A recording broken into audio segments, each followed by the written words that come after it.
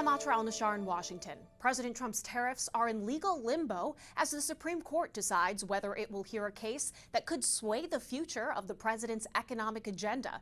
The Treasury Secretary sharing new details about how much money they'd have to refund if Trump's tariffs get struck down.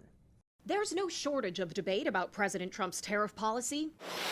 Will it usher in a golden age of American manufacturing? Or will it backfire and cause inflation to soar? Before we can know that, the Supreme Court first has to answer, is any of this legal? Lower courts ruled the president overstepped his executive authority when he relied on a 1970s Emergency Economic Powers Act to declare fentanyl and America's trade deficits national emergencies as justification to tariff nearly all of America's trading partners. It's just vital for the country, vital, absolutely. The Trump administration is asking the Supreme Court to decide by Wednesday whether they'll review the case and to schedule oral arguments for the first week of November. If the justices agree with lower courts that the president went too far and tariffs, a tax on imports, are under the purview of Congress, the administration would likely have a big mess to clean up. We would have to give a refund on about half the tariffs, which would be terrible for the Treasury. And you're prepared to give those refunds? Well, I mean, there's no be prepared. If the court says it, we'd have to do it. Since the president's first use of these emergency declarations, the U.S. has taken in about $150 billion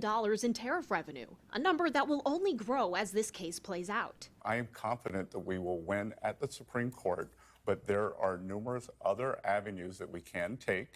They diminish President Trump's negotiating position. Those other avenues are narrowly tailored laws that cannot be applied as broadly or as quickly as the current tariff regime. A loss at the court would be a major setback for the White House, but for businesses upended by the president's trade policy, it could be the end of what's been an economically treacherous year. In Washington, I'm Atra Al-Nashar.